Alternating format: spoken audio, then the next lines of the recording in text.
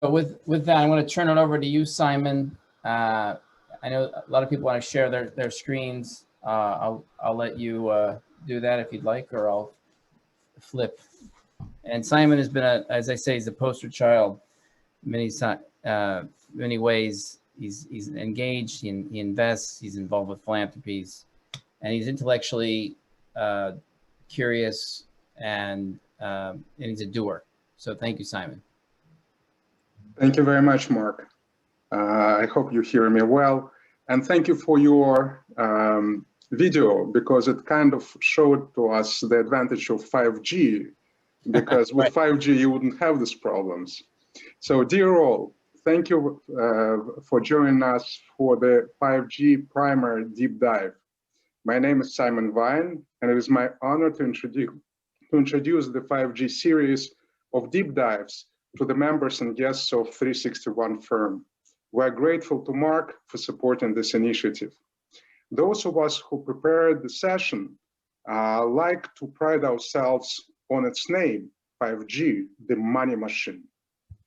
It surely attracted many, but to be honest, we misled some of you because we forgot the question mark at the end of the sentence. Today's event will be split into 5 sessions. Keynote speakers Rudiger and Frank will share with us 5G 101.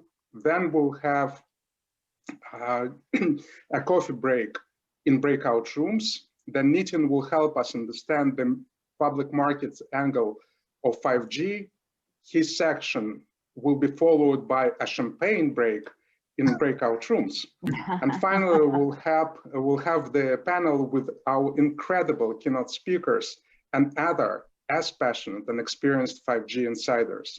We hope that throughout the sessions, you'll be active on our chat. Your questions will be either answered in real time or addressed by the panel at the end. And something else. We hope that this event will evoke a fantasy that you are back traveling in Europe, because all but 2 of our speakers are European. Yes, there are still people living in Europe. Generally speaking, when a major new tech trend begins, investments are made in 4 waves. First, infrastructure, then devices, then services, then content. 5G infrastructure construction is at the peak right now. iPhone 12 with 5G capabilities is also out. Soon, the software, services, and content markets will follow. The evolution in performance will create new markets. For example, 5G will provide other things, among other things, ultra speed and low latency capabilities. Ultra high speed means performance of 5G will be the first time that a mobile operator will be on a par with a fixed line telecom. This will create enormous opportunities and new business models because we will be able to watch live sports, movies, and other video content on mobile devices. When an autonomous vehicle is traveling at 80 miles per hour, even a little latency in telecom speeds can cause a major accident. 5G will solve this problem. 5G will spread like a tsunami.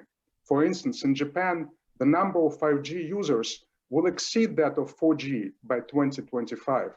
And in the meantime, 5G will become a backbone of a vast number of other technologies and a driver of many industries. Therefore, those of you on the call today and who will join our future deep dives will learn firsthand the hottest investment drivers. With this, I thank you again for joining us and pass the baton to our first keynote speaker, Rudiger Köster. Rudiger, the mic is yours. Thank you very much for the introduction. Let me just share the slides. All right, hope you can see them. And of course, it's a big challenge to explain 5G in 15 minutes, so it can only be high level. But I think the major points of 5G, Simon said already. So 5G, of course, is the next generation of mobile communication networks. And therefore, please let me start to give you a little overview about the history of mobile networks. It is a little bit from a European view, of course. Simon said we are from Europe, so sorry if this is a bit European-centric, but it's not so different in the US, of course. So 5G networks started in the end of 1970s with 1G. And of course, the first mobile networks were just for voice. So it was an analog network and mainly for voice, very low usage and not many users on the network, of course. The first digital network was 2G. And that was also the first network was already standardized, at least in Europe and part of the world. But this was also still very voice-centric.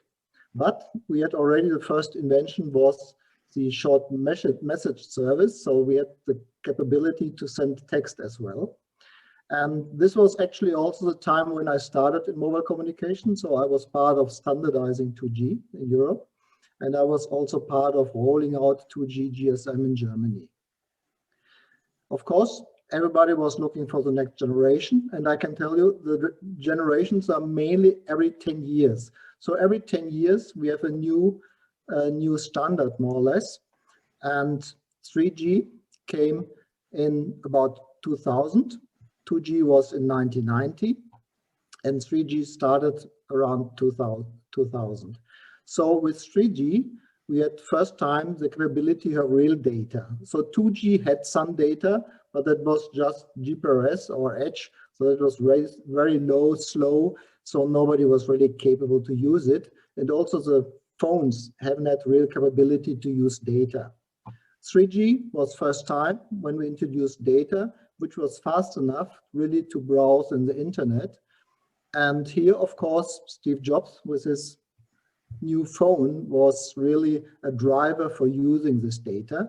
And of course, this killed a lot of different players in the market, like Nokia, who was really dominant at the time in the mobile phone sector. But with a new phone, with a touch screen and with a smartphone capability, that was really changed the market completely. And data became really a part of communication. And so the handset became also really a device people were carrying around, using for searching the internet, and so on and so on. You know the story. So, but of course, 3G capacity were exhausting. Therefore, the next generation had to be introduced. That was 4G. And 4G actually was, it's also called LTE. And 4G was the first time that we had really a worldwide standard. So up to 3G, there were really a mixture of standards. Like in the US, for example, you had the CDMA 2000. And in Europe, we had the UMTS based on wideband CDMA technology. But 4G was really a worldwide standard. And 4G was also the first time that voice was not on a separate channel anymore, but voice became really a data-driven solution as well. So voice over IP was part of the fourth generation in mobile communication. 4G was also the first time that the data rate, the bit rate, was fast enough to use it as mobile broadband, really. So like for example, in Austria, where I'm living, in Austria, we used mobile broadband really to substitute fixed network, because the fixed networks in Austria were partially slower than mobile networks. And therefore, mobile broadband became really a big driver of data usage. And also, of course, mobile broadband has a big advantage. There's no cable attached. You can use it everywhere. And therefore, it's, of course, quite comfortable. You use it in the car, you use it in a plane, or use it on a train. And 4G also brought first time the capability of real machine-to-machine communication. So Internet of Things became much more usable in 4G and much more distributed. So we had first applications on 4G using machine-to-machine communication. That is more or less today still the standard.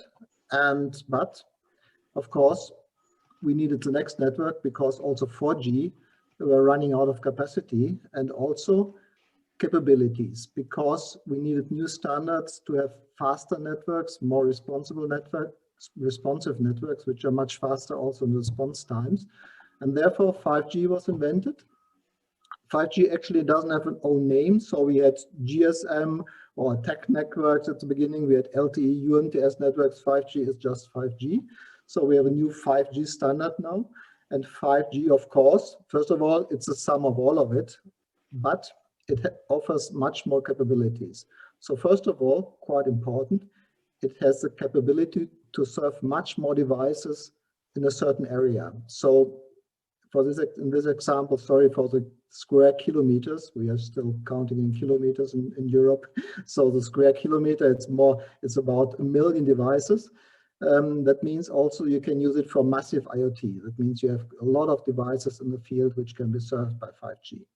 Secondly, very important, it has much more capacity. So it won about 1,000 times the capacity of the 4G network. This is actually not just because of better and new technology.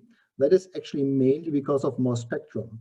Because for 5G, there's a new spectrum available, and this spectrum is more or less the same spectrum as for all other generations of mobile communication together. That means, again, an example in Europe, in Austria, for example, we bought 100 megahertz spectrum last year. So 100 megahertz is really a huge amount of spectrum which can be used. But, and we will talk about this more later, that is, of course, also a huge investment. Spectrum is very, very expensive, as you all know.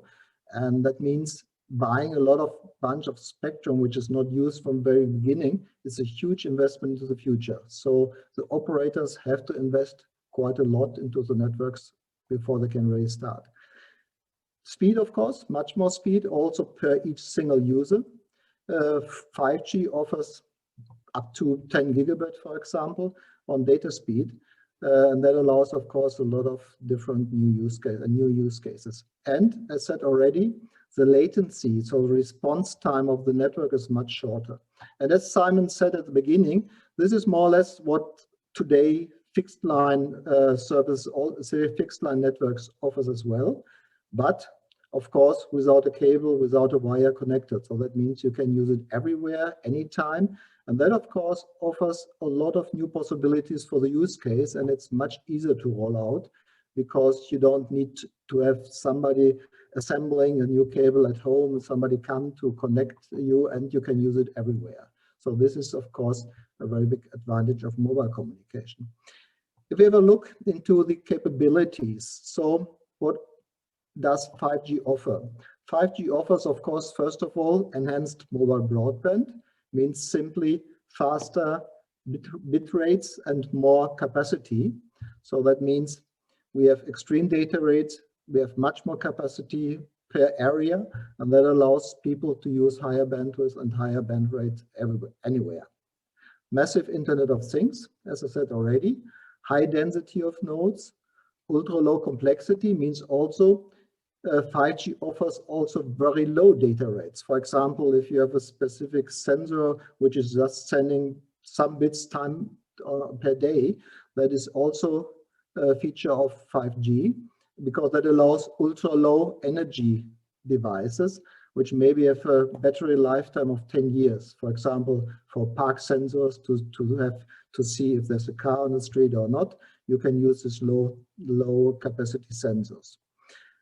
It can also comes with a deep coverage. That depends, of course, a lot on the bandwidth which you are using. But 5G has a big spectrum of bandwidth which you can use, and therefore you can use it also in very hard to reach areas. Mission critical, very possible, of course, as well. It has a strong security, much better than the previous networks, of course. It has a ultra high reliability. That means the packet loss is very low. That means you have very high security and very high reliability.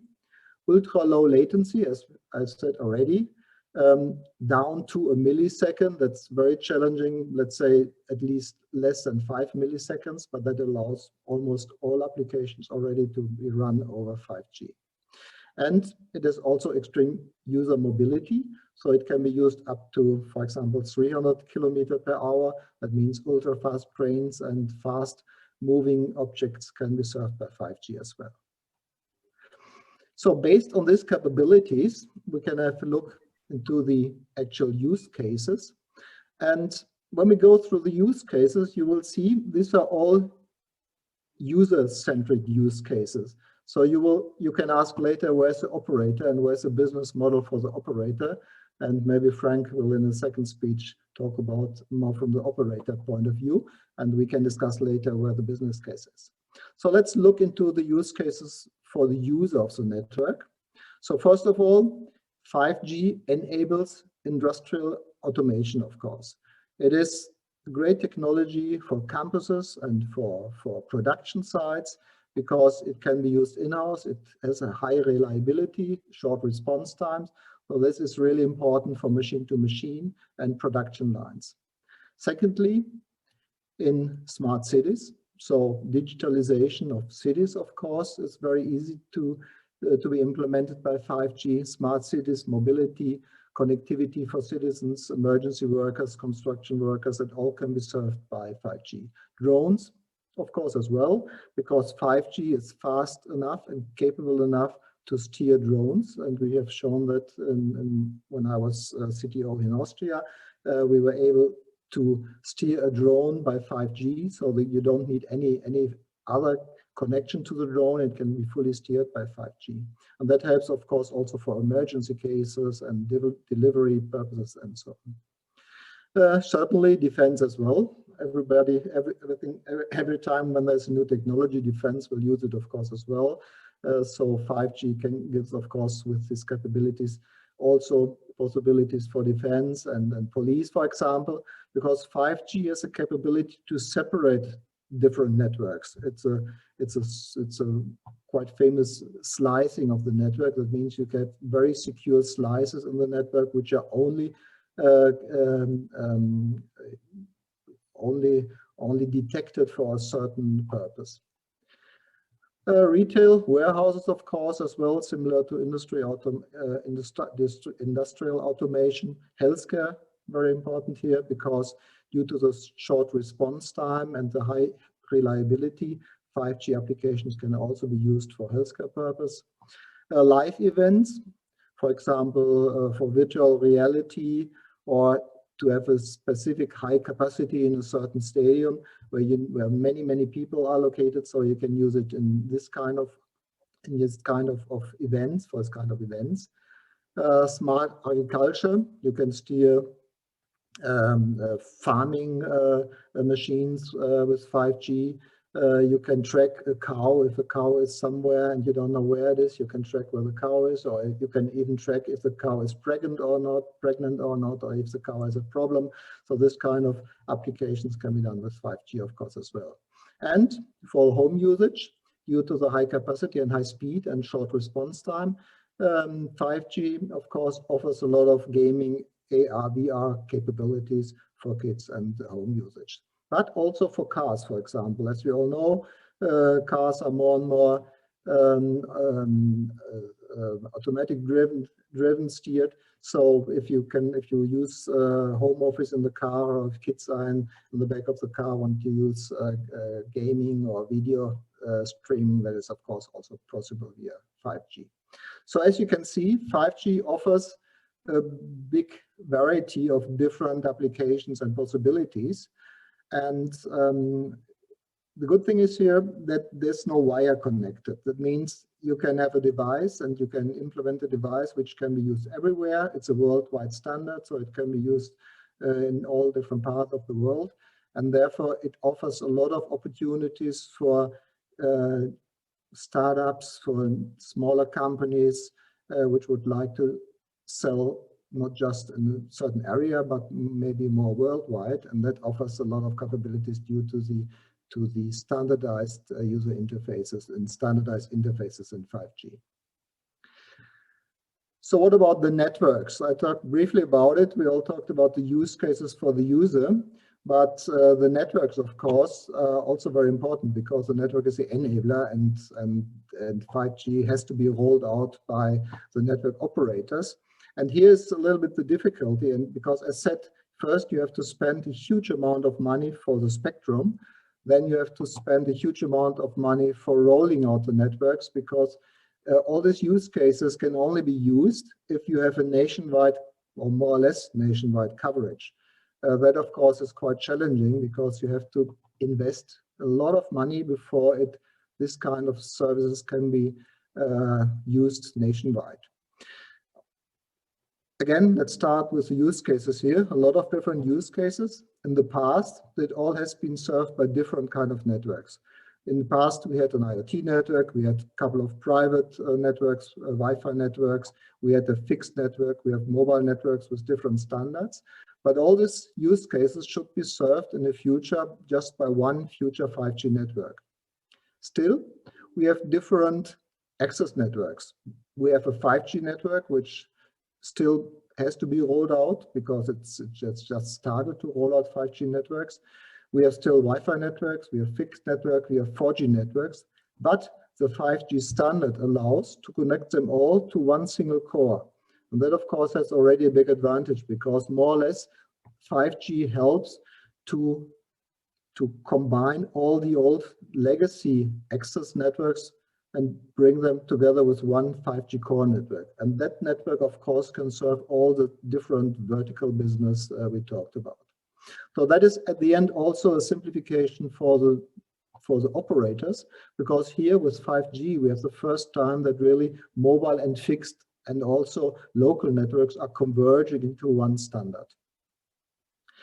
Let me briefly talk about the health discussion, because I'm in mobile communications in 30 years, and this is part of my daily life since 30 years.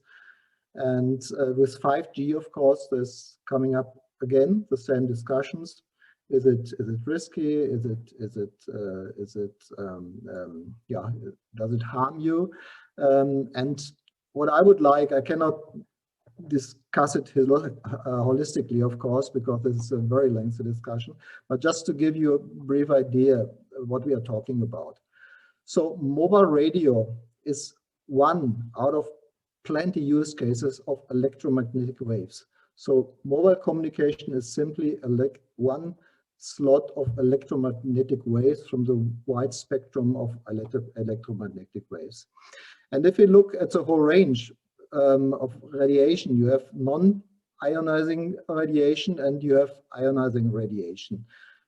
This is from radio waves, microwaves, infrared waves, up to X-rays, gamma rays. And if you look at the sources of this kind of different electromagnetic waves, you will see that at the very low end, you have the radio station, the TV stations, which are in kilohertz spectrum. Then you have FM radio in megahertz, you have microwave, you have radar, you have humans, people also have some kind of radiation. And you have a very small area here, which is a visible light. So this is really a very small piece of the full range of electromagnetic waves. And then of course, it goes up to X-ray machines and also to electronic collision machines, which of course are highly ionizing and of course very dangerous. If you look at the frequencies, as said, it goes from kilohertz up to terahertz, and light I think it's 500 terahertz. And if you look at the energy, and that is also important because the energy of visible light, for example, is 1 million times stronger than a photon of a mobile radio. So this is the energy, electron volts per single photon. And here you see as well that, and it's written here as well, the photon of mobile radio is 1 million times lower than the visible light, for example. Also, if you compare classical radio towers, the FM and AM radios, the railway, the broadcasting stations, their stations usually sending with up to and more than 100,000 watt, versus a mobile radio, which is usually less than 50 watt. So that also shows you that in the history, and these broadcasting stations are around since maybe 100 years, and they're sending with much higher energy than a normal mobile radio station. If you look at the antenna power density, and this is now the standard, so the wave power density per square meter of a mobile communication tower should not be more than 10 watt per square meter. If you compare it, for example, with visible light at a sunny day, you have round about 1,000 times higher energy per square meter than a radio station. So sunlight generates about 1,000 watt per square meter, whereas the wave power density of an antenna has to be lower than 10 watt, for example. The other source is the mobile, of course, the cell phone itself. And here it's measured in specific energy absorption rate. It's the so-called SAR value. And the SAR value measures how much the temperature close to the phone is increasing. And the impact is measured here if you increase the temperature by 1 degree, then this is the measurement, and the measurement for a mobile is 50 times lower. So 50 times below the measurable value. This is the maximum what a cell phone is allowed to send, and that is lower than 2 watt per kilogram. But usually a handset is much lower than 0.6 watt per kilogram. So this shows you a little bit, and as said, explaining this in a minute, it's very hard. But this shows you, and the example with the light helps me always a lot. So mobile radio is 1 million times less energy than a visible light photon. And also, if you look at sunlight, for example, is a 1,000 watt per square meter, whereas antennas are sending with less than 10 watt per square meter. So this should give you a brief idea about electromagnetic wave usage. And as said, there are plenty of use cases, of course, and mobile radio is just one single piece of it. All right, so that should end my short keynote, and I would like to hand over to Frank, who will tell you a little bit more probably about the difficulties of a network operator. Thank you a lot. Right, thank you, Rüdiger, for handing over. If you just let me share my screen briefly. Here we go. Give me a second.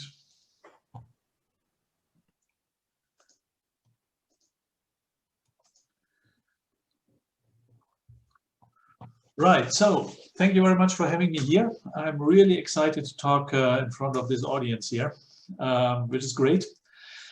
However, I have to warn you, because I'm the guy who is now pouring some water into the wine and looking at the whole 5G from a little bit another perspective.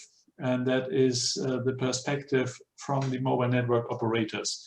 Because I think, you know, any generation can be a success if the ecosystem is healthy, and the ecosystem starts somehow with the network operators, right? So that's the guys who build the networks, and if that works, probably the rest of the ecosystem can develop. So I will have a look at a little bit at economics from the economic side, and also from the history side, because we can learn from history sometimes. Now, see, that's the picture Rüdiger, in a sense, already shared. And he said it rightly. So every 10 years, there's a new generation, right? It's nearly exactly every 10 years. Now, that's what we learned from Rüdiger already. Now, if we have a look what happens in the networks during these times, and that is a picture which might look a bit complicated on the first glance, but let me guide you through. So we had the 3G launch, UMTS also called, in 2001, right? And you see that in the green curve here. So it was launched, marketing launch, and the subscriber numbers picked up until we had a peak. Next one, 10 years later, 4G was launched. Similar picture, although subscriber numbers increased more quickly. However, there's also a peak, which is more around this year here. This is too late. Anyway, 5G was launched last year. And as a prognosis, a forecast, it will pick up also like this. So that's one thing. That's not so difficult. The other thing is that when a new generation is launched, another generation will be phased out. So you see 3G has been launched, 4G has been launched, and 2G, which is the red line, was phased out quite late, by the way, because it was a very long-lasting generation, was phased out basically starting in 2012, around 2012. The same thing happens to 3G, and the same thing will happen to 4G, and so forth.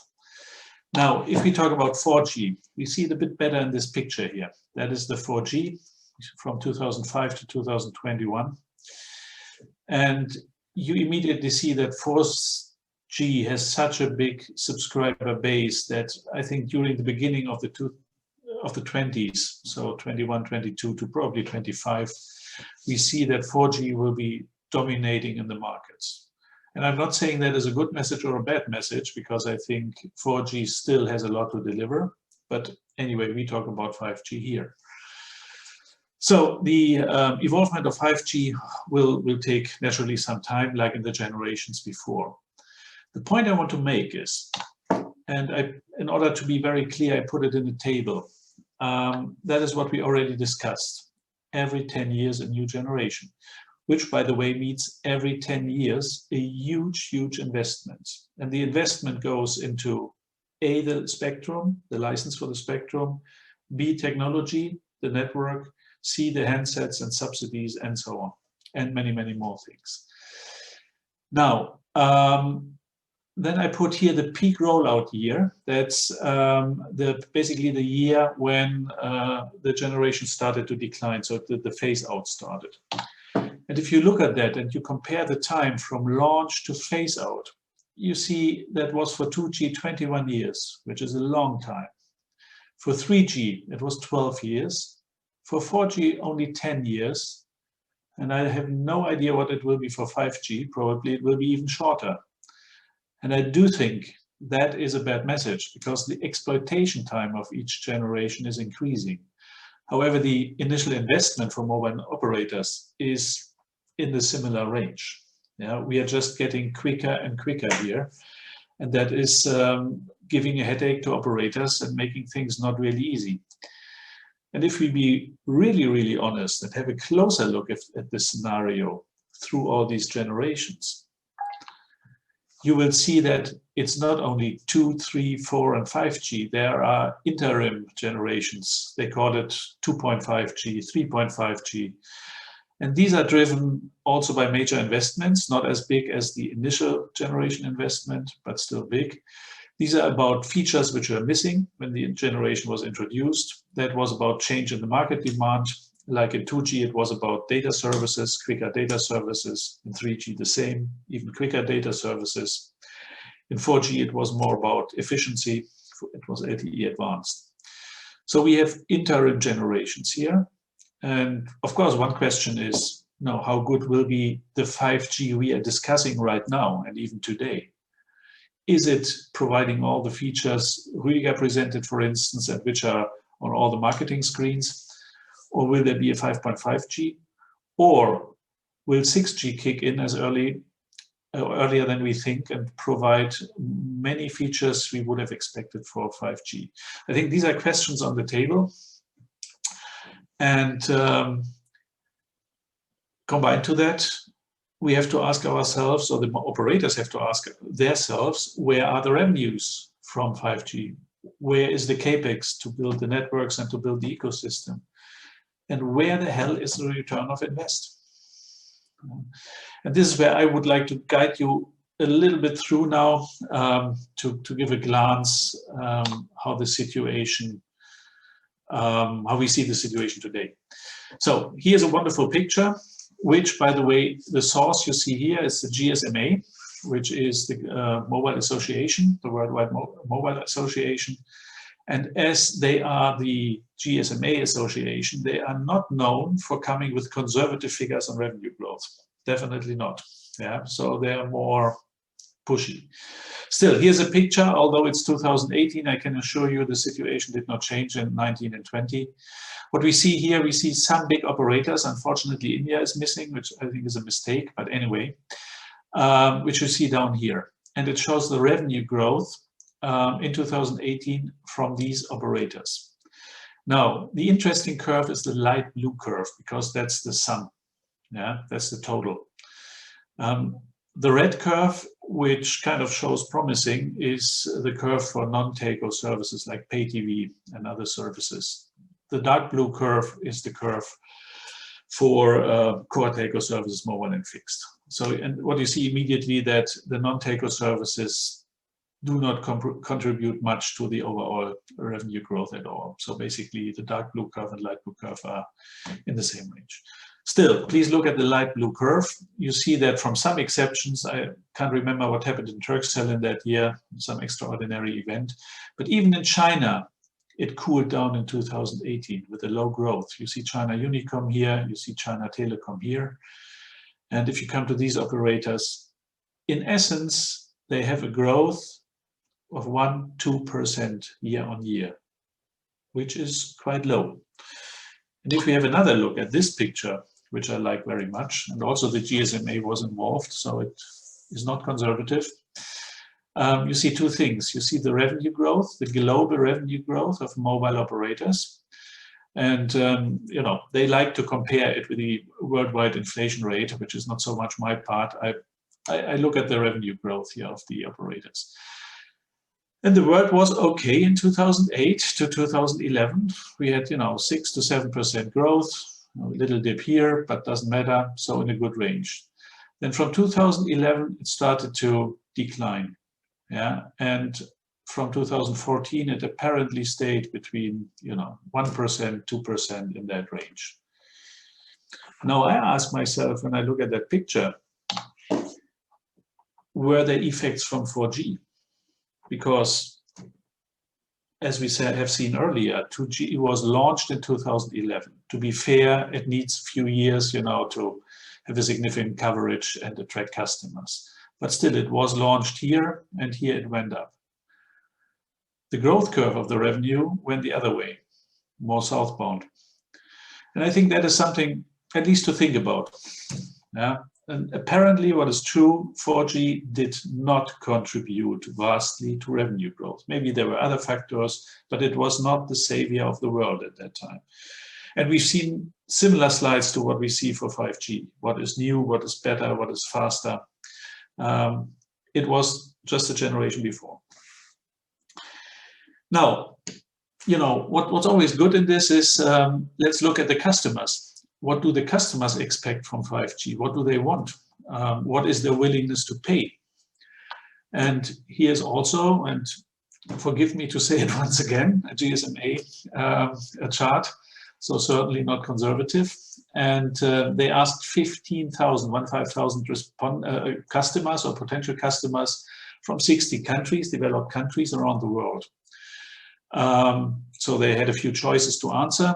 As you see, the majority answer, as the question was, what do you expect from 5G? The majority answered improved mobile data speeds. I would tick that off. That will come. As Rüdiger explained, that's a big step. Yeah, no question. With a little bit of distance, they answered improved mobile service coverage. I don't think so, because that would mean, I mean, the technology is much more effective on the radio, but the frequencies are also higher, so that kind of compensates itself. And for improved mobile service coverage, the operators would need to build much more sites. And we talk about the CAPEX in a minute. So then innovative new services with a, you know, and that's a lot of distance here. That's basically the same range. Innovative services, improved fixed home broadband, lower service costs, very nice vision. Connectivity for previously connected devices, and 24% simply don't know. So in the end, we are somehow here between improved mobile data speeds, improved mobile service coverage. There is no word about smart city, smart whatever stuff. And it's maybe kind of normal because customers are normally not visionary. So if they see a benefit, they take it, but they are not the visionary part in the market. So improve mobile data speeds. If that is it, the next question is, what is the willingness to pay? Can operators charge increased revenue, premium tariffs for 5G performance? Now we have a picture here which shows the premium tariffs from the first operators who launched. You see here, basically it's Korea, Asia, there's Sunrise from Switzerland, Swisscom from Switzerland, Verizon in the US. So what you see on the right, on the left side here, they started to charge a premium on the 5G packages, something like +10, partly +20%. Here are a few exceptions. This is factor of 2, but here's a unlimited plan included. So that's a start, and that sounds promising. First of all, you think, okay, yeah, if that is the plan. The question is now, is that being adopted by customers? And here it makes sometimes sense to look into the behavior of operators. So operators have always been up for one kind of stigma: charge more for more, and that's what they try here, right? So there's more data speed to charge more for more. That sounds logical, right? However, in, I think, nearly all countries, we have an oligopolistic nature. So we have only a few operators, 3.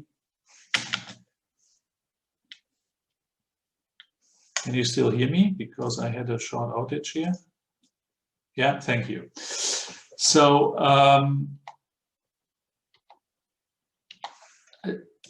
let me restart my presentation because there was some mess up here.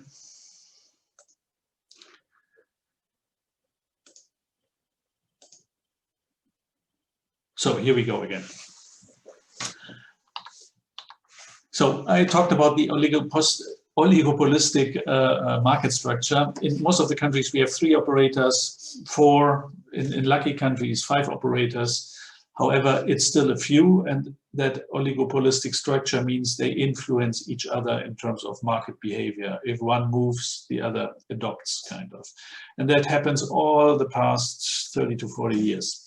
So that means these premiums we see here, and it was the same in 4G, it was the same in 3G, they are competed away. They are only temporary. It goes very quickly. And 5G will be no different because it's the same market structure. The only thing where I would be optimistic that, in particular with the latency gains we have, if the markets, the ecosystem is able to build application on latency gains, that might be a little bit a game changer. But on the other hand, latency advantages apply only for a few applications out of the virtual reality area, the augmented reality area, autonomous mobility, and there are also many applications where you don't need these high latency. I give you an example, and forgive me, I'm not the person saying we don't need this. That is for sure. I'm just trying to shed a bit more light on, is there a kind of rising trajectory which might be slower than we expect in the market? That's what I'm trying to say. And you know, in a recent project end of last year, we talked to the gaming industry, for instance, for different reasons. And we talked, of course, about, hey, what do you do with this 1 millisecond latency? And they basically said, you know, in the end, we don't need 1 millisecond right now. What we would need is, we would need a reliable latency. Today, you know, we struggle with, we have 25 milliseconds, and we have 15, and we have 29. The other minute we have 19. This is what is bad for us. What we need is a reliable quality of service and latency in that sense. But 1 millisecond is not what we need today. Tomorrow might be something different. So therefore, I'm thinking there's a segment for low latency, and it's important to exploit that segment, but it's not for every application. See, and if now we looked into the revenues, and I think, and I hope you developed a flavor what can happen and what might not happen.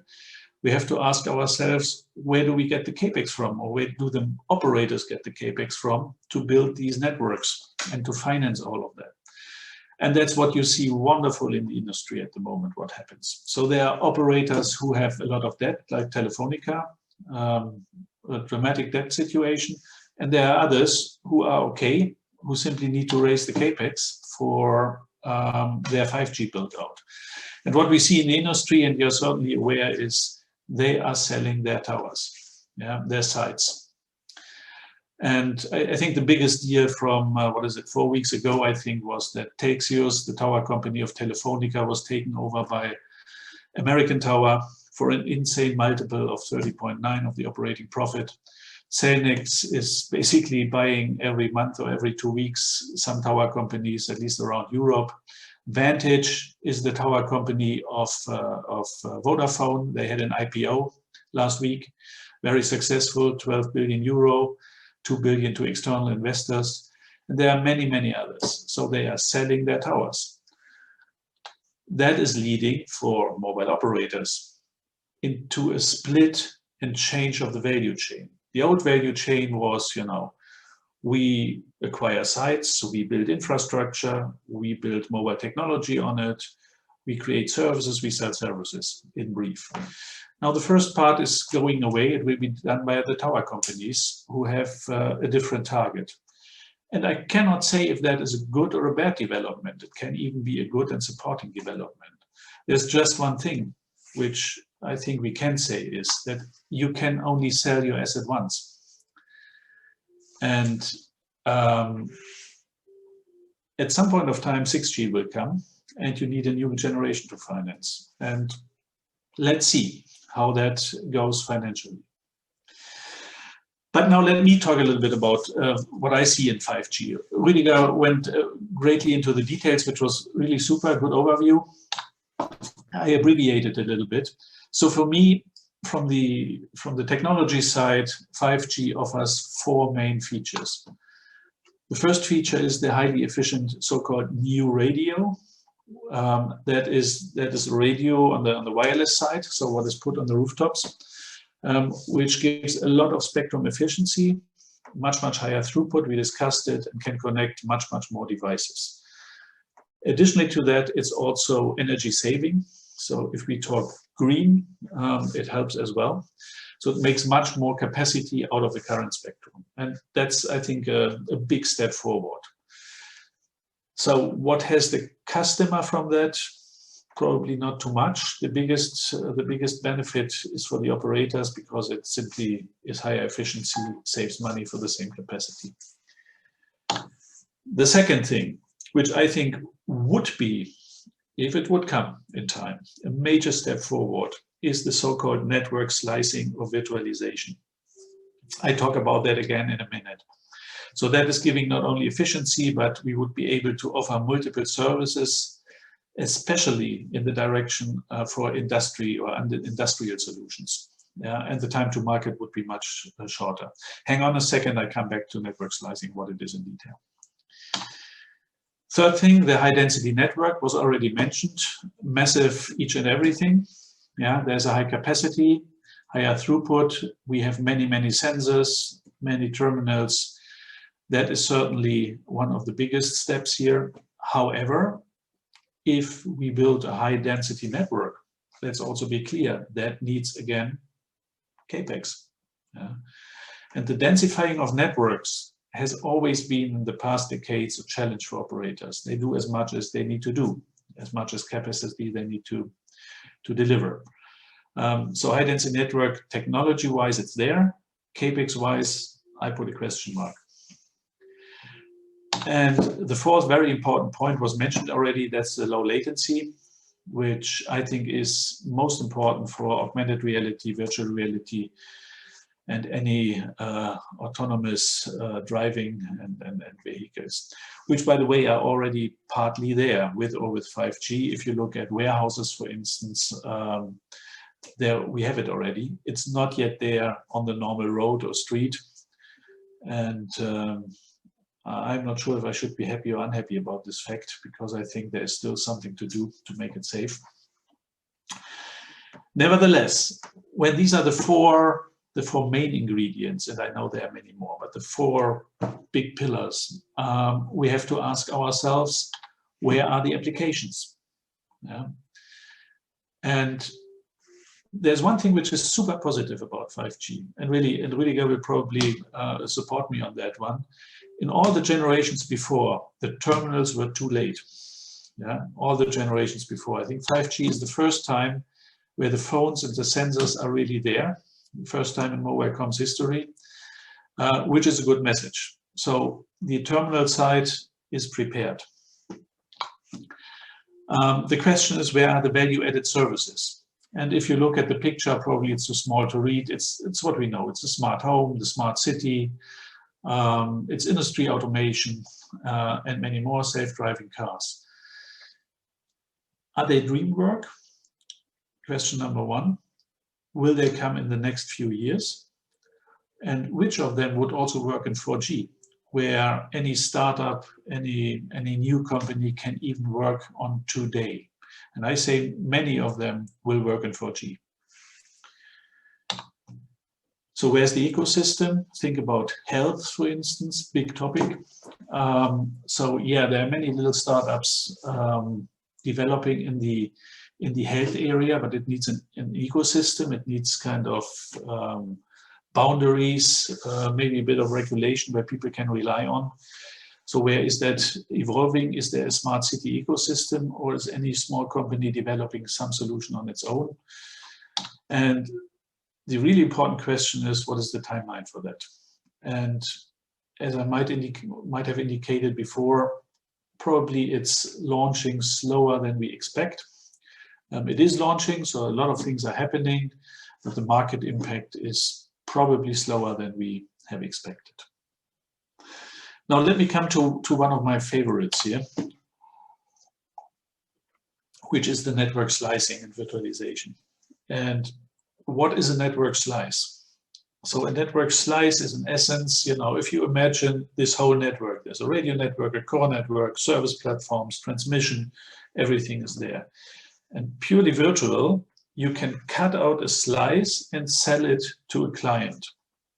That does mean this client has a dedicated service quality, a dedicated capacity on the radio access side, on the core side, on the transmission side, down to the service platform. It's like a piece, a slice out of the whole network.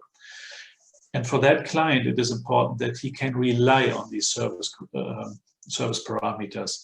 He does not need to share it with others. And that is about network slicing. And that is indeed the greatest idea, one of the greatest ideas I have seen. However, I say I cannot see it coming into the market.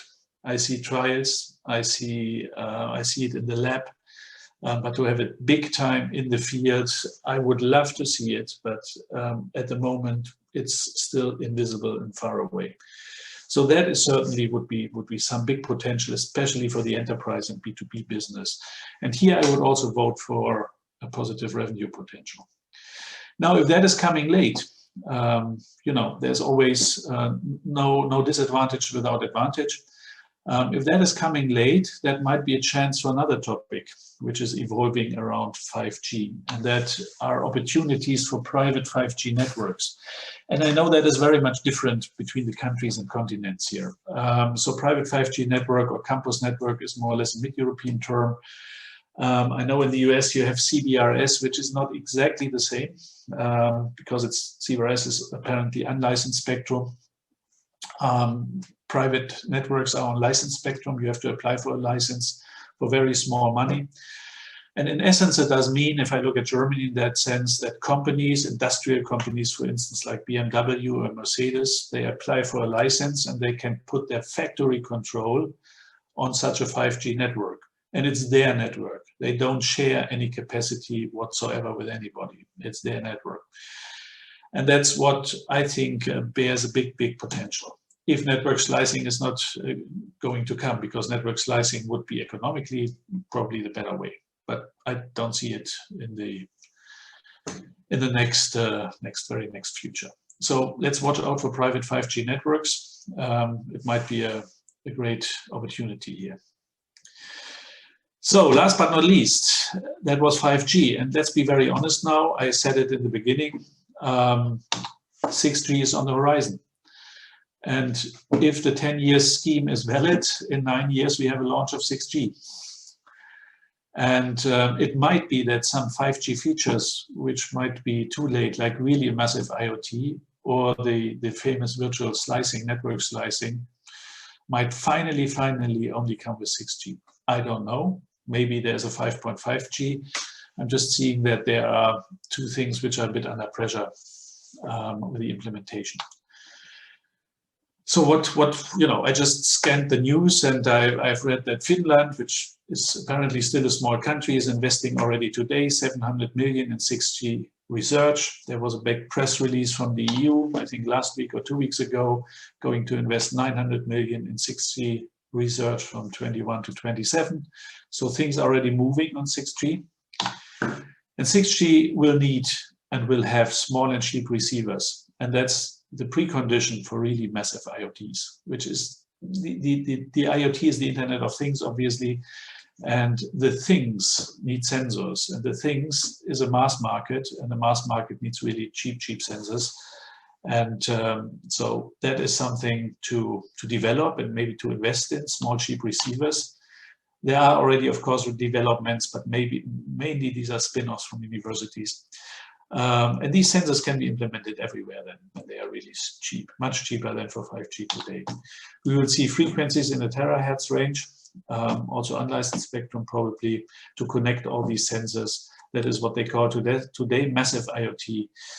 I dare to assume we will see it in 6G probably, yeah, due to the timing. So the 6G train is already running. There's no question. The only thing I think everybody needs to watch out is that the generations really make up benefits and value add for the clients in order to launch finally the ecosystem. Now I'm coming to the end of my little presentation. As a conclusion, I'd say mid-term to long-term incremental revenues with 5G, difficult. You've seen the 4G example. Why should it be different? High capex pressure on MNOs, on mobile network operators, and that will stay high. The full implementation of major features of 5G we have to observe. Some might come late.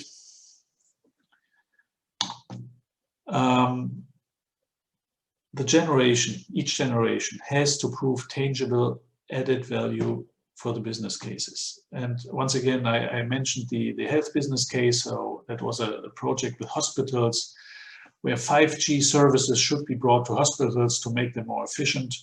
And without naming details, I can assure you it was a struggle to find any business case for that. It was all nice to have, but to have really an efficiency implementation where you say, okay, under the line, we have at least a black zero, was nearly impossible. So I think the operators, the industry needs to think more about the clients and the customers here. And that leads to that the demand and the ecosystem creation are taking off more slowly than expected. Yeah. Last but not least, if 5.5G or 6G might really provide the full set of 5G features, I don't know. I just know, and apologies for being a bit negative here, that the telco industry learned in the past decades to overpromise. That's for sure. And that's what we have to observe and see how it goes, especially if we want to invest in certain directions. Let's be aware that it might go slower than we expect. And now with that, please take it as a comment for a probably spicy discussion we have afterwards. I thank you very much for listening, and I look forward to a discussion. Over back to you, Simon. And as Simon is not directly picking it up, I would like to ask 3 questions from the chatter to thank you very much for the very insightful presentation, Frank and Rüdiger. So to you two both, I picked 3 questions from the chatter. If I may ask, the first one directly to Frank, to the network slicing. The question is, does it imply virtual private wireless networks as well, or how is that related to each other? Now, today, virtual private networks is a separate network. Yeah. So basically, you buy a separate network and you apply it in a Bosch factory, a BMW factory, whatsoever. Yeah. Of course, you can think that if the public operators in their public network say dedicate a slice to such a company, it is a kind of private network. Yeah, so that could be the same. But today, private networks, in essence, are named to be separate networks. Okay, cool. Thank you. Second specific question, I would say more towards security of users. Is that related to the bandwidth, to the higher speed, or how does the higher security for the users, where does it come from? Was that to me or to Rüdiger? To Rüdiger, probably. So Maybe. yeah, security, what kind of security? So if you ask about health security, that's one topic, or the hack and Yeah. cyber security. So More cyber data, yeah. Cyber security comes, of course, again from a higher standard of encryption. Also, the user identity is encrypted in 5G, and also, for example, if you roam in other countries, it's always clear if you call back home that you are really located in this certain network. So there's also the network identity will be shown to the home network, and that helps to avoid kind of attack which old networks might be possible in old networks. So security in general is in a higher standard. That doesn't mean that this will hold for the next 10 years, of course. But as usual, this is always a run. The standards are better, the security standards are higher, and then of course the attacker will learn as well to find holes in this new technology again. Yeah. Frank, would you like to add? I agree. One open question, which actually triggered quite a discussion afterwards in the chat from Jeremy. In an increasingly digitized world, is the 5G upgrade a necessary global infrastructure project? Could you say so? Yeah, so maybe I pick up and then Frank, please add. So there has been, of course, a lot of discussion between the operators and the regulator and government that they should not take spectrum to milk the operators and to take money out of network investments, but rather sell the network cheap or even give it up for free, and then give rollout obligations to the operators. That has been heavily discussed, and I was part of this discussion. Some governments are agreeing to it and made it possible that spectrum was sold cheaper, but operators has to agree to rollout obligations. I think that makes a lot of sense. So really taking out a lot of money from operators, from government, is totally counterproductive. And countries where spectrum were given for free, they're far ahead on the rollout curves. Thank you, Rüdiger. Thank you, Frank, and thank you, Björn. Phenomenal presentations, very interesting, intense, but yet very clear and understandable. And I think in the interest of time, we will go directly to the Nitin's presentation. So unfortunately, there will be no coffee break for our guests. We will save on donuts. So thank you very much. And Nitin, the floor is yours. Okay, thank you, Simon. That's 3 tough acts to follow, so hopefully I do justice to them. Share my screen here for everyone to see. So, you know, I think Frank's presentation was a great dovetail into sort of how we're thinking about 5G also. So, you know, I think one of the challenges, as Frank said, is really that you have this gigantic CapEx spend, and you have this CapEx spend going on over sort of a shortened, you know, lifespan or time frame versus what you saw in previous CapEx cycles for the wireless carriers.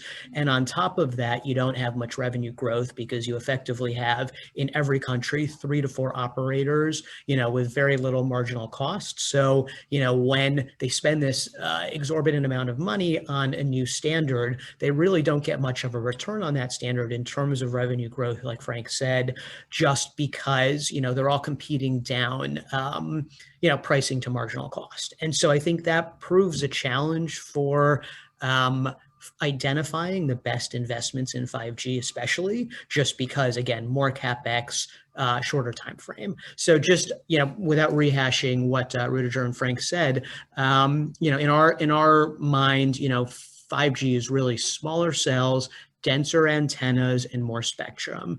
Smaller cells, both Rudiger and Frank discussed this. You have this densification of the network.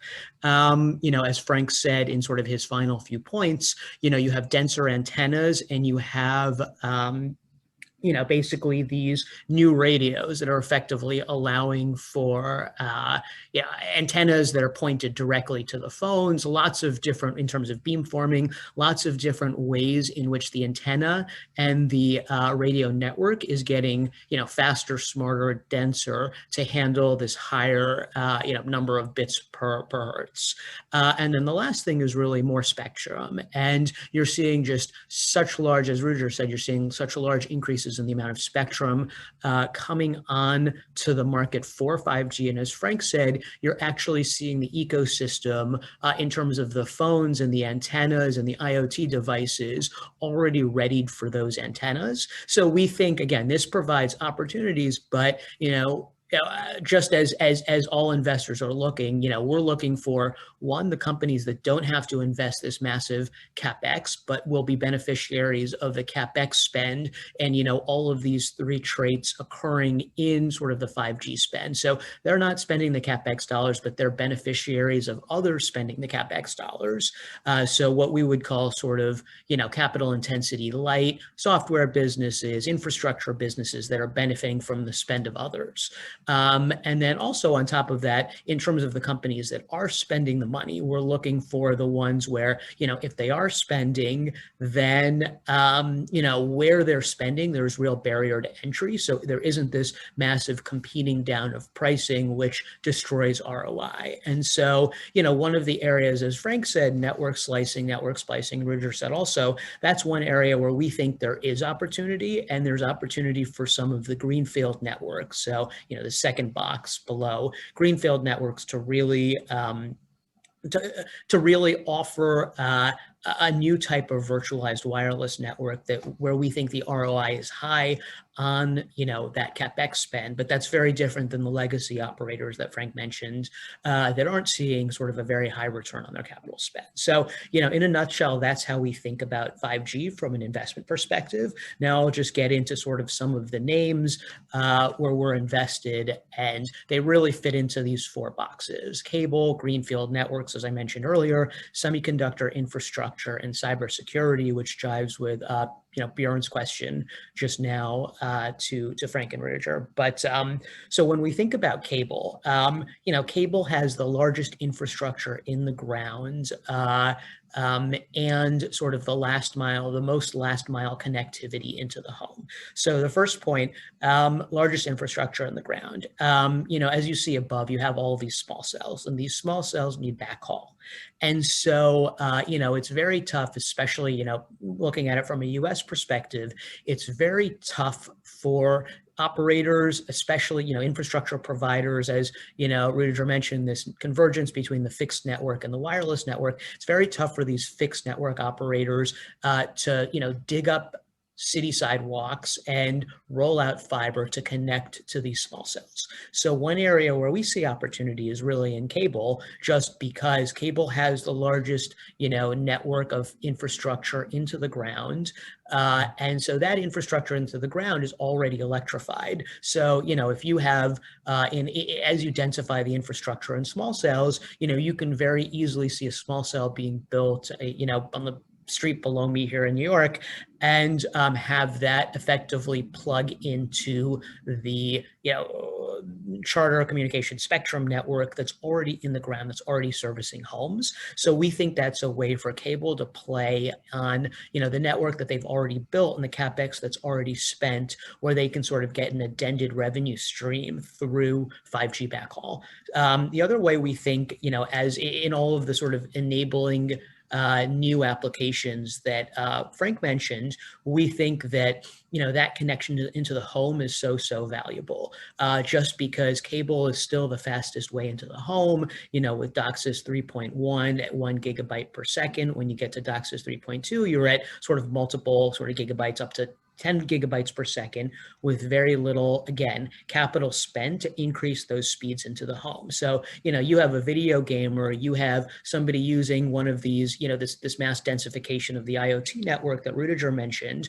All of those devices need to work in the home too. So that means more CapEx spend and sort of outside the home for the wireless operators, but for the cable operators, that spend has already happened. So it means just greater usage of broadband into the home, which we think means pricing power for the cable operators and, revenue growth in that side of the business that you're not seeing in sort of the wireless companies as they build out 5G. So, a couple of the ways we're playing that is in the US, we're playing Charter Communications, which we think is great management team, great network. We're getting it at a great price. And there's a lot of consistent continued upside in terms of free cash flows in that business to keep generating high returns and sort of a compounding of the stock price. Another way we're playing it is Liberty Latin America, LILAC, which is a Latin American converged operator. So they own wireless and they own cable assets in,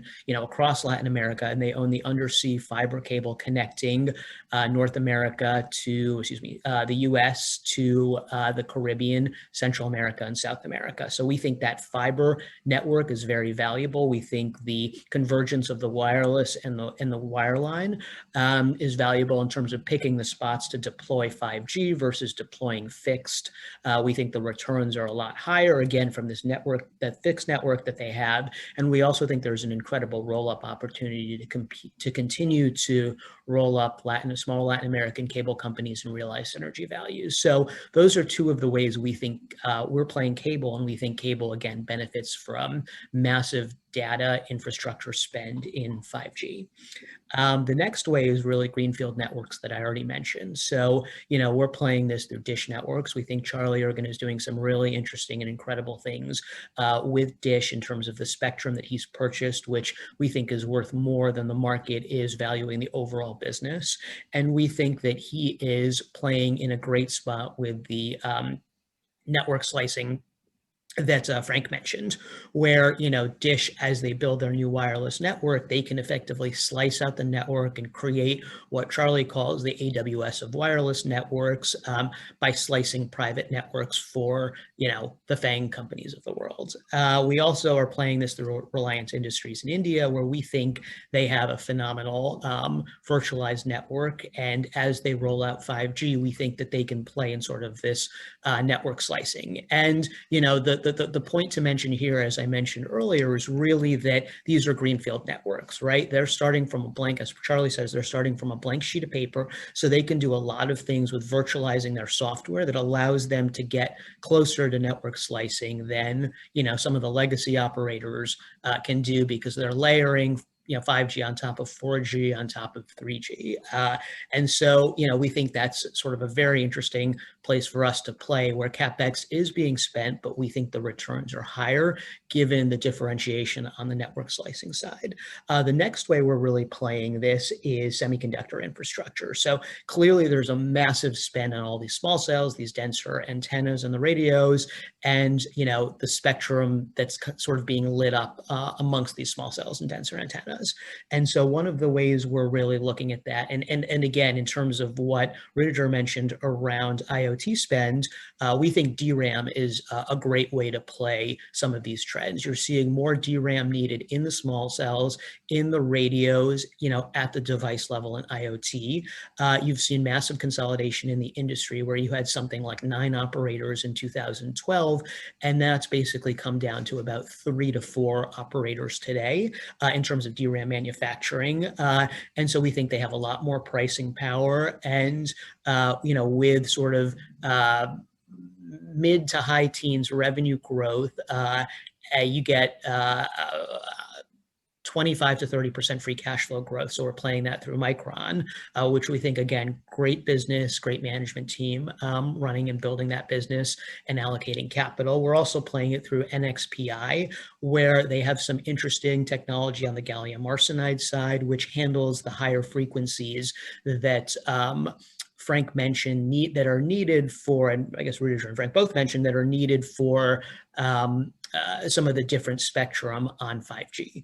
And so we think that they're building in terms of the infrastructure, so they capture some of the spend from that 5G infrastructure that the carriers need to spend. Another way we're playing it through a couple of our different strategies at ARS is Magnachip, which is a small semiconductor company that's doing a lot in power management for, like Frank said, kind of keeping the power levels constant for the more bandwidth that you're creating through 5G. The last way, in terms of this last box on the right that we're playing 5G, is really cybersecurity.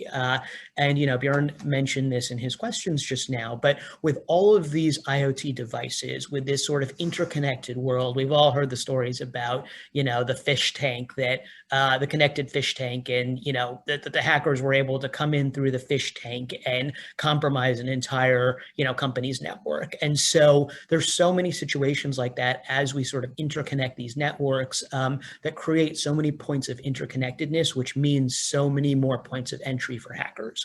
And so cybersecurity, as we know from the SolarWinds attack and we know from the recent Microsoft attacks, is so important right now and is going to be one of the single biggest places of spend, as all these IoT devices are being rolled out. So, we have a number of interesting ways that we're playing that in, our different ARS strategies. But, one way is a company called Tufin, which handles firewall management. So, basically universalizing rules across different firewalls. So, as you see more firewalls come into networks at each of these points of entry, we think, they benefit from sort of this firewall increase in number of firewalls, increase in just different firewall providers, and creating one software layer above all the firewalls. So I would just frame all of this and sum it up as, again, we have to be very thoughtful in terms of where we're playing the opportunities.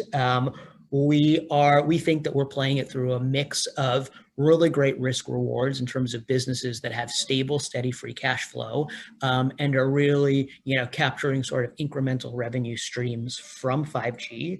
And we also think we're playing it in some ways where we think, some of these names have 3 to 5 to 10 times upside, just as we see 5G spend sort of occur more and more. And again, as Frank said, some of that is back end loaded. So over the next 3 to 4 years, as these businesses capture some of this spend, we think there's, massive upside in these names. So again, 5G we're hearing about it a lot, but the spend is happening in sort of different chunks in different places over time. So I think part of our opportunity as public market investors is sort of figuring out where that first leg of spending is happening. Then where's the second? Where's the third? It's positioning ourselves in each of these legs at different times. It's, a breadth of ideas. And really the secret sauce is in, again, position sizing, the risk reward, and the time frame. So, hopefully that's sort of helpful in a lot of the different ways that we're playing 5G in our strategies at ARS.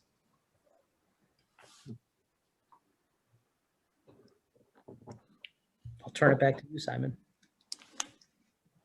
Well, that was fast, and I want to buy all of them. I don't know how it will happen, so maybe we should invest in your fund just for the heck of it, to see how it works.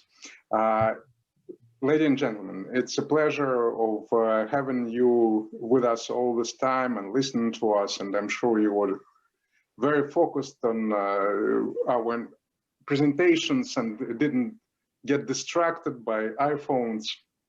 But now I think we have to start enjoying our interaction and our new set of data and discuss it, and we should go into the breakout rooms and discuss it. The speakers will be available in every room, and I hope you will ask all the questions, have fun, champagne, and other fun things. With this, Mark, can you please ask Inessa to start placing us in the right rooms? I want to be with. Do you want to maybe let us?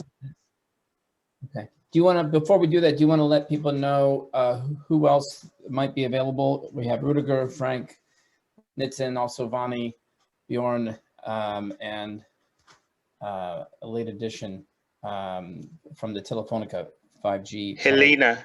Helena, right. Helena. Just to let maybe they could just introduce themselves before we break Oh, up. that's a great idea. Maybe Yvonne, you want to? Sure, I'll jump in. So I am Wani Rao, and as part of Edge Venture Group, I really am focusing on the software aspect of things to come because 5G is actually being implemented. So we heard a lot about the infrastructure from the speakers today, as well as from Nitin more strategically. I take a little bit of a different view. I look at the software view and the application and the enablement, and would be happy to talk about use cases and how we're seeing it being implemented, breaking it down into the parts that are being built today to enable some of the things that we're hoping for within the next decade. Maybe, and Helena? Thank you. Yeah. Lovely. Thank you, Mark. Hi, everyone. Helena here. I work as the 5G Accelerator Manager at Wire UK. Wire is Telefonica's corporate accelerator and the largest global open innovation hub. Currently, we are running different programs, designing them in an open innovation manner, helping startups co-innovate with large organizations. So I would be very happy to talk about the startups that we're working with and also some of the 5G use cases that we're exploring. Thank you. Thank you. Björn, would you like to introduce yourself as well? Of course, my pleasure. Thank you. Björn from Matchmaker Ventures, Chief Growth Officer. What we do is we work in the interconnection between startups, scale-ups, and corporates. So quite driven on the ones on innovation and on the other on collaboration, meaning making the equation 1 + 1 = 3 possible. My pleasure to be here. Yes, and Björn has this wonderful Austrian Viennese accent, so hopefully all of you just had the schnitzel. And now let's invite Björn and our other esteemed speakers for the panel. Björn, the floor is yours. I'm here.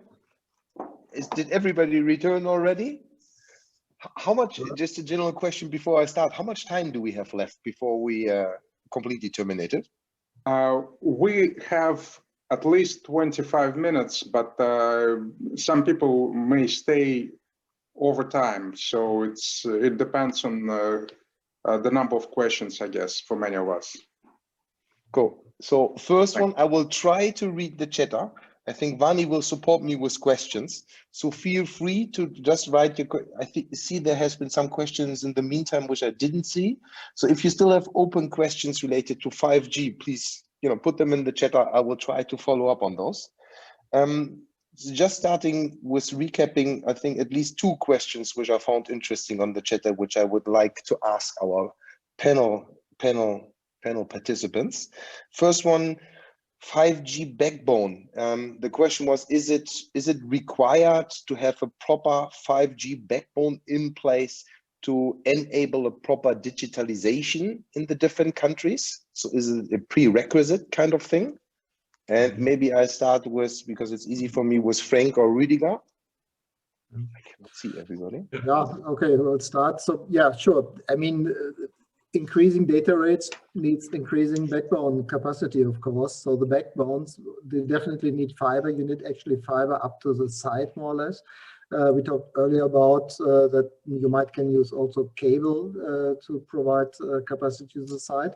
But at the end, the capacity in the backbone is, of course, very important. And because the data rates are increasing, that's not just related to 5G. It's simply 5G allows customers to have even higher data rate, and that means the total capacity of your backbone has to increase as well. Sure.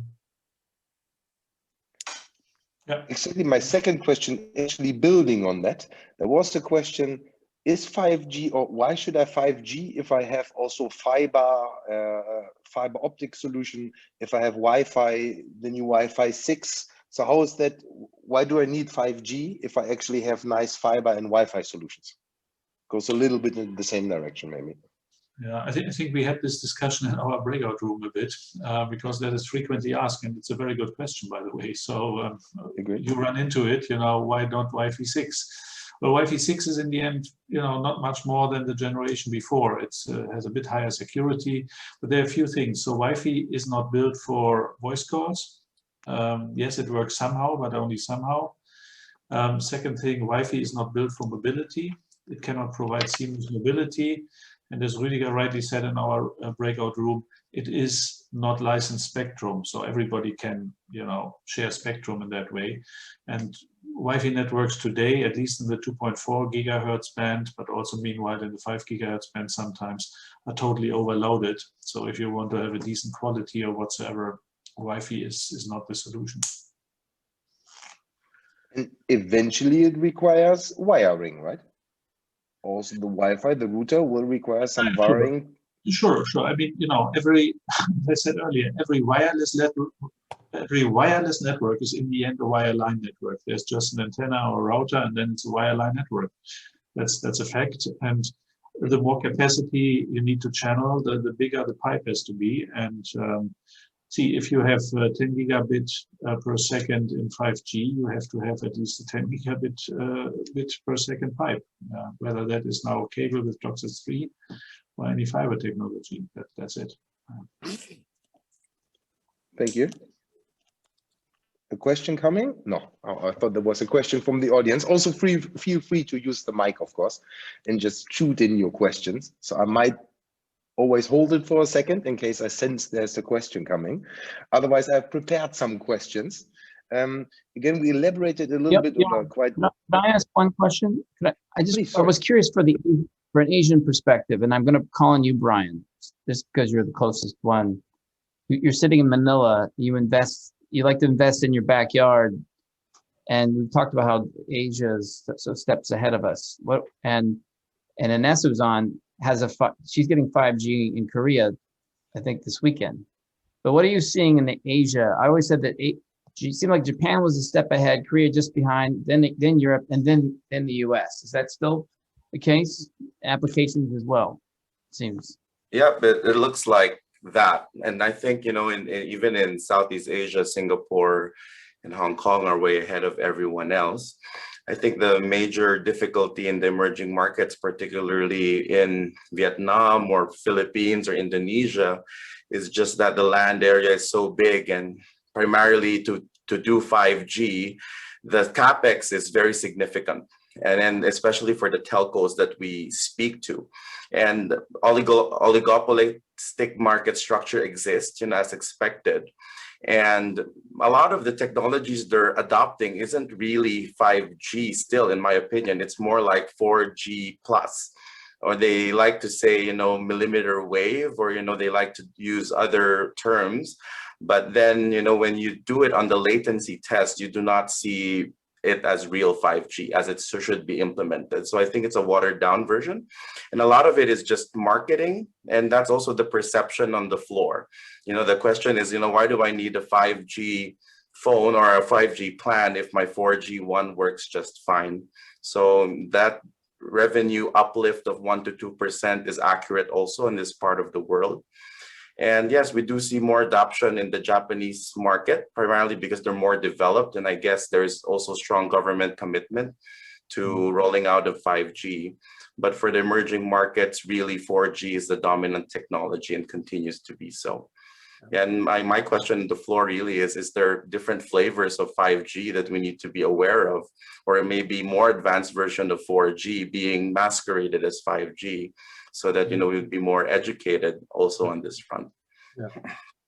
Yeah, it's a good point. So 5G is the whole network, but mainly you talk about the new radio. So if you have a 5G radio, but if the 5G radio is connected to the 4G legacy networks, which is usually the case, then you cannot benefit from the full spectrum of new features like the shorter response time and the quicker round trip time. So you're completely right, yes. And 5G, if you have 5G on the radio, it doesn't mean that you have a full-fledged 5G network behind.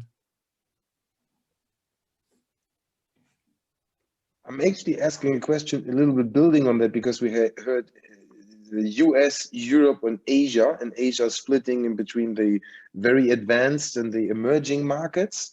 Okay, Europe having this downside of, we heard this, 3 or 4 operators only per country, but then having roughly how many countries do we have? Way too many, compared to the US, who is having the advantage of having only 1 country and only a few operators which could share the capex. Why is the US behind?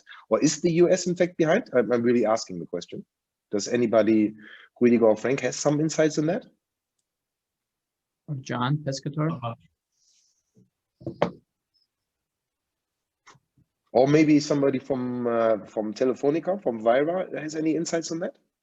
So Bjorn, John Pescator was the CEO of a public company called, well, now it's called Asterisk. But it was the former Nextel Spectrum that was trying to be repurposed, but he was an early employee at Nextel, so he's seen the landscape here evolve.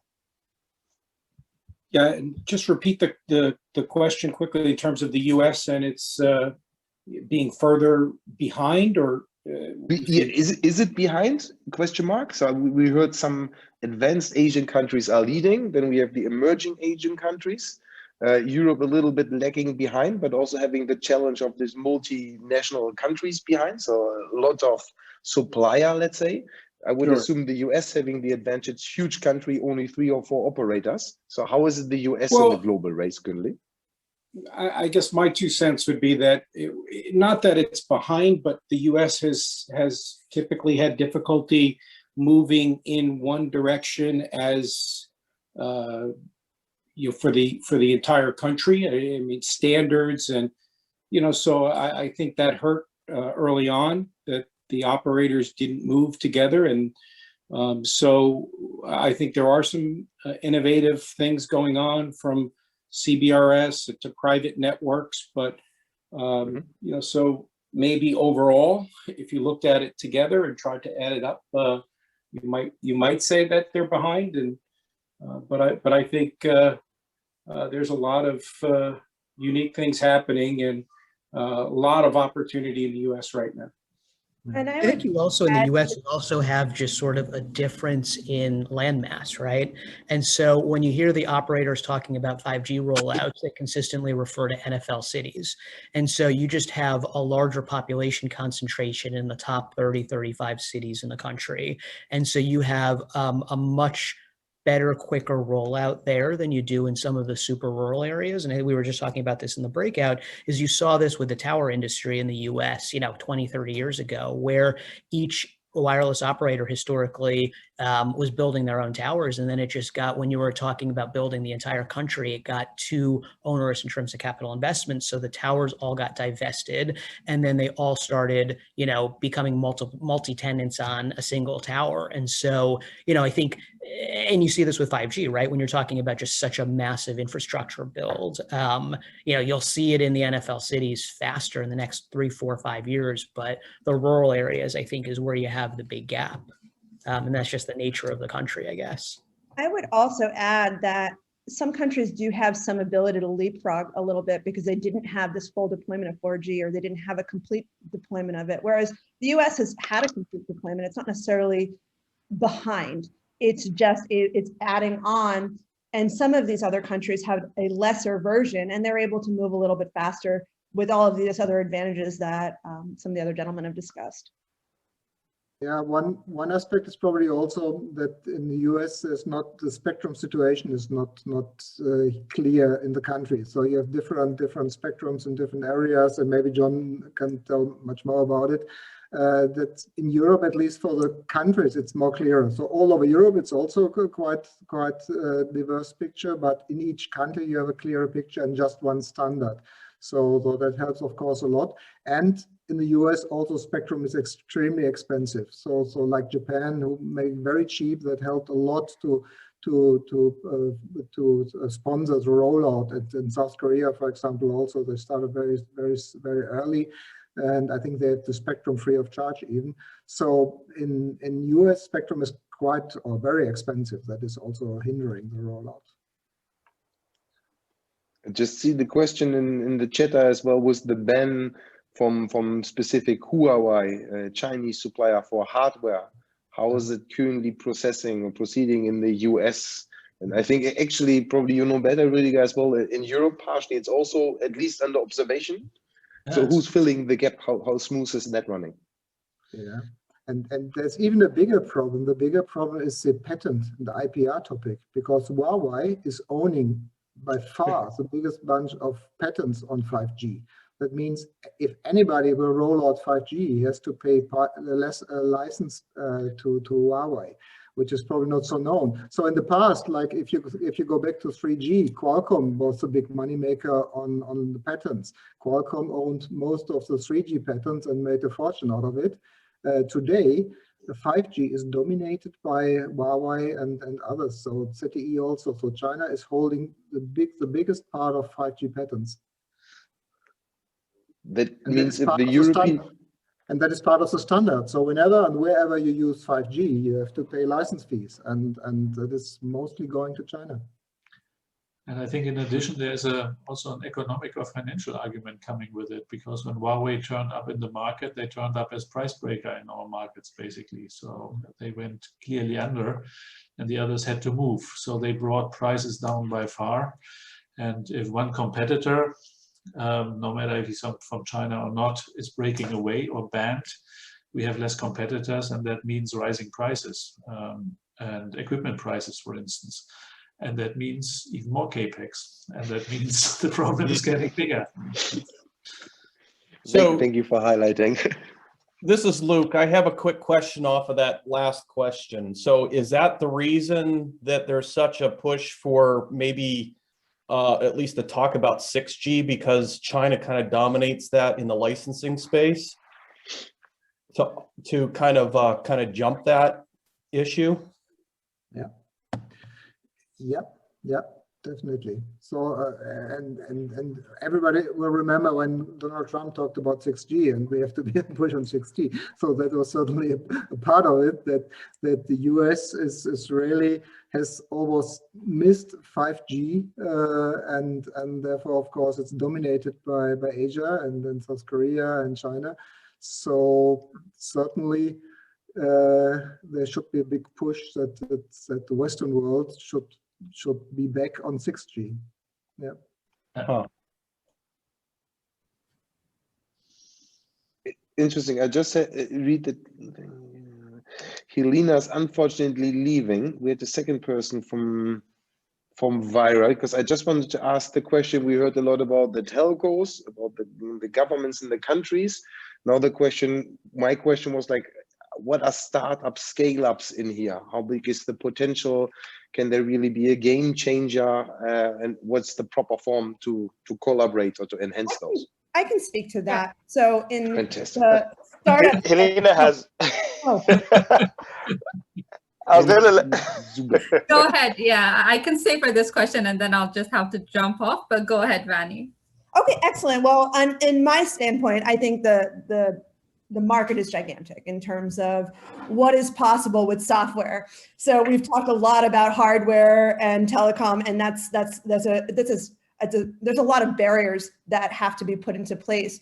With software, it's a little bit different, because right now the developments can happen so that as 5G is rolled out into various markets, those companies can be positioned to scale. They can get the benefit of 5G. And what I mean by this, it's the type of companies that are able to see today that as 5G is rolled out, we have access to more data, faster computing power, these sorts of things that will help us solve the problems that we're solving better and faster and more efficiently. They're visionaries, they're future. So what do I mean by this? So as you start to see the infrastructure rollout, you have a lot of hardware going out there. That means you have a lot of sensors and a lot of data inputs. You need to be able to have software and technology in place that can recognize the data, that can categorize it, that knows what to do with it. Does it go back to the cloud? Can it be ignored? Can it be processed locally? That's a huge market. That market has very, very small, it's been very, very small impact on our lives today. As you add new mediums of data available, the capacity for machine learning and AI to enhance our decision making, to augment our experiences, becomes that much larger and better. And that's really how we expect to feel 5G, as opposed to being able to just download something faster on my phone. Thank you. Interesting insights. Still somebody wants to comment from the Vira team? Is Helena still there? Or? Yeah, no, most definitely. That was a really great summary. In general, 5G, we need to see it as like most of the capabilities of 5G is going to be beneficial for businesses, right? Not really for individuals. Like it doesn't really make a difference on how I watch Netflix or, you know, the music I download. Like that's not really good. That's not where we see the impact. And in general, startups and scale-ups are also going to be the first adopters of this new technology stack. So it's really important for large corporations to also understand that innovating with these startups is the way to go, and it's the way to future-proof their business as well, because these startups continuously innovate and they are probably going to be, you know, discovering many new use cases that we haven't even thought of yet now as a large corporation, as Telefonica, for instance. So it's crucial for everyone to engage with startups, to future-proof the business and to stay ahead of where we are right now. Thank you. I'll just mop up and add to what Helena said. In terms of the, and thank you, Helena. Nazube, give me 1 second. Simon, I have to, you keep going, everyone. I have to go into the city for a doctor's appointment. My once a month visit to New York. So I'll keep this open. You can use it for the rest of the day, the night. Exactly. Carry on. We'll talk again later. Cheers, Mark. Bye. Thank you.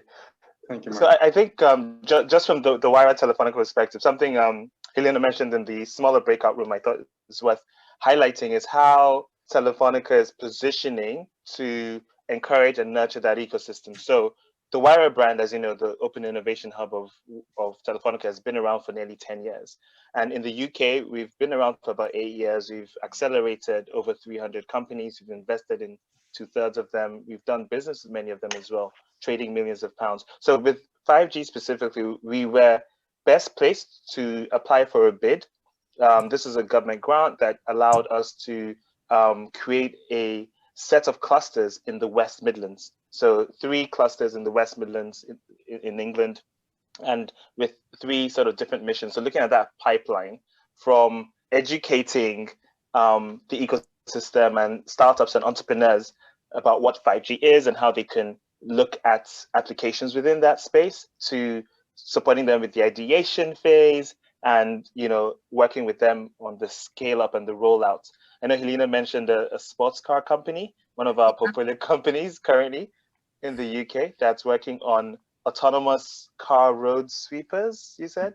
Yeah, so they're deploying the world's first AI autonomous road sweeper. And yeah, they're part of our current Green Innovation cohort.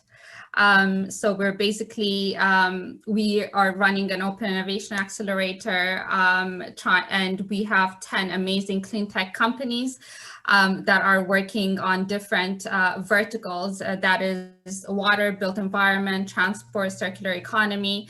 And these startups are leveraging 5G capabilities and bringing in new solutions to the market. And we are going to be hosting a demo day for them pretty soon next week. We don't have the link today to share, but it would be really great to have everyone there. And I will try to reach out to Mark and find a way to reach everyone here. Cool, thank you. I see Kem is raising his hand. I would have to drop off, but yeah, thank you everyone. Thank you. No, thank you very much for being here and answering those questions. Actually, you answered already the second question, which was more like how to work with startups and scale-ups and how to incorporate their innovation ideas. So with the Vira approach, you expressed a little bit insights there. And I want to go to Kem now, as he was raising quite a while his hand already. Kem. Thank you. I had a conversation with Nitin at the breakout room, but in order to just come back to the discussion with Frank and Rudiger, amazing discussion on 5G. I mean, I've been in telecom for past 6 years, and this was one of the best overview I've ever heard. I think you have to sometimes listen to something multiple times until it really grasps, and today was that day for me. I think one of the questions was about application. What is the application? As one of the panelists mentioned about Netflix, Spotify, performance will not change with 5G. I think the best application is perhaps in mobility. When I say mobility, that means, you know, we have home, we have office. The transit between the home and office would be the space that I think would be amazing for 5G.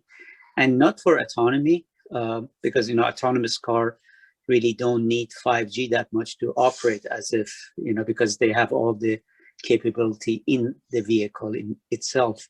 But perhaps for bringing a more high fidelity media consumption on 5G. It happens when autonomous car is in operation where you don't have to drive, but today we could actually have it. If you have on a low scale, if you have an Uber driver, all the passenger could actually have a consumption of media as if they are sitting at their home. But I mean, I co-founded also a car company, and one of the concepts we are working is the type of a passenger car, multi-passenger car, where each person is in its own cabin. It could darken the cabin. It could, you know, be separated from all the other passenger.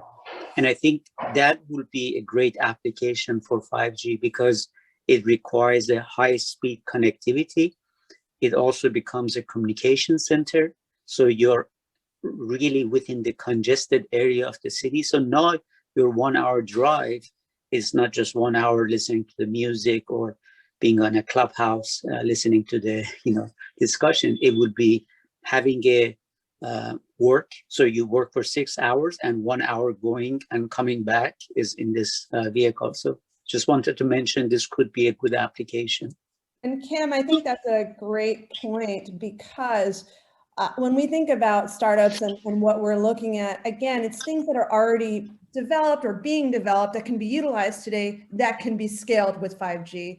And you brought up two things that I'm looking at pretty closely along the lines of optimization. So being able to prioritize where resources should be diverted, whether that's energy or security, or in this case, how you experience, you know, your commute is basically what you've described, or some sort of motion, and how you can prioritize the access to that media. But the other thing that's been growing, and it's a strange phenomenon that we experience and that we feel, is this content creation and these audience platforms, these engagement sites that have just taken over the market in really the last 10 years. And you really want to think about 4G and what it did. It brought us Facebook, it brought us TikTok, it enabled us to just consume media in ways that we haven't had a chance to before. And so there was a hope, or there's this expectation that there should be a productivity rise with it that we haven't necessarily seen. But with 5G, you have the introductions of new mediums and new data elements that can enhance that content, that can really augment your experience with it. We can't describe it because we cannot experience it right now, but that is what I expect is coming. I'm still watching those engagement platforms. I'm still watching those content creators, because those people who know how to use that data and then relay it back and really optimize your day, that's going to be how we revolutionize. That's really going to be how we enjoy the benefits of 5G.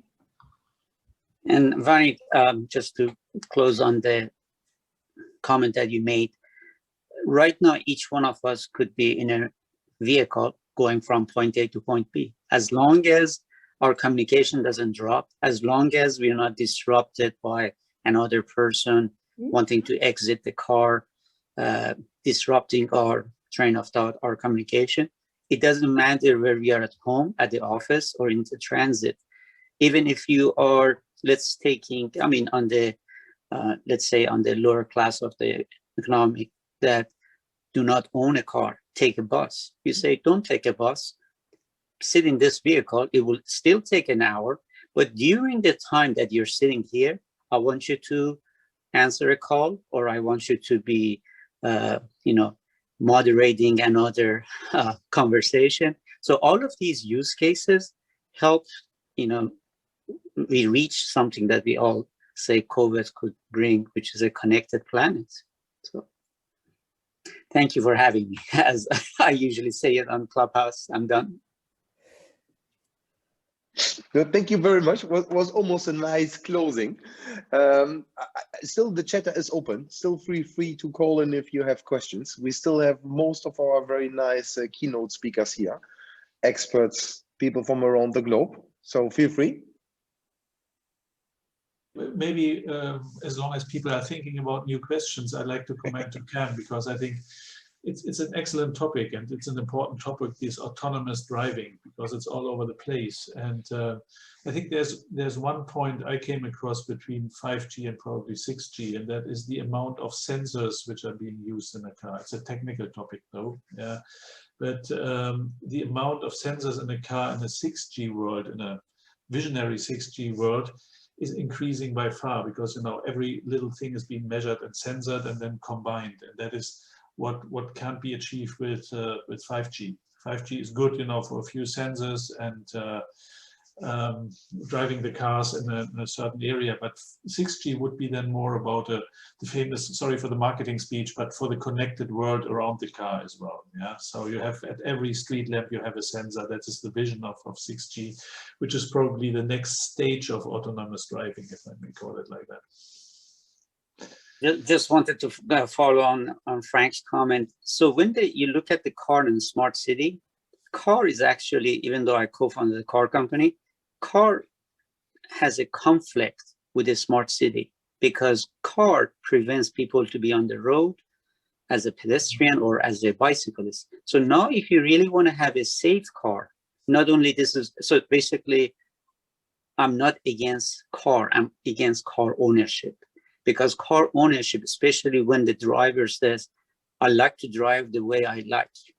Nobody can tell me what, and if a police doesn't like it, could give me a ticket. But in reality, the number of the police in the road is very limited. And if the person is rich, could always pay the ticket. So the question is, how can we have a more smart, compassionate city where car and a bicyclist and a pedestrian could coexist, mingle together? If like a music that plays today, the music in the smart city is not a nice music. So, so the type of car that I'm mentioning not only is multi-passenger, but also it's aware of all the pedestrian, all the bicyclists, and it's not autonomous. It has a driver, but it works as if it is autonomous. Yeah, but it needs to communicate with the world around it. But as I said, a lot of sensors, and maybe there's even a priority control. You give way, first of all, to bicycles, then a minute later to the cars, whatever happens in the smart city. But therefore, it needs a million sensor world, and that's probably more a 6G topic then. But that's the way forward, certainly. Yeah. Whatever software we put on that to control it in a certain way, but the sensors are needed first.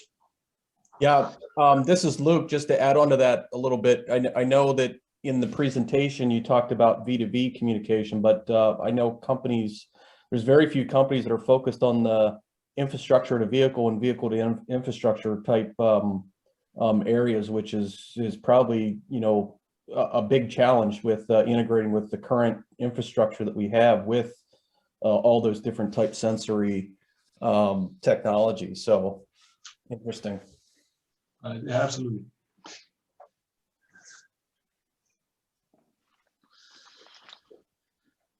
I'm looking into trying to look into all faces, which is slightly challenging. I don't see any new questions in the chatter.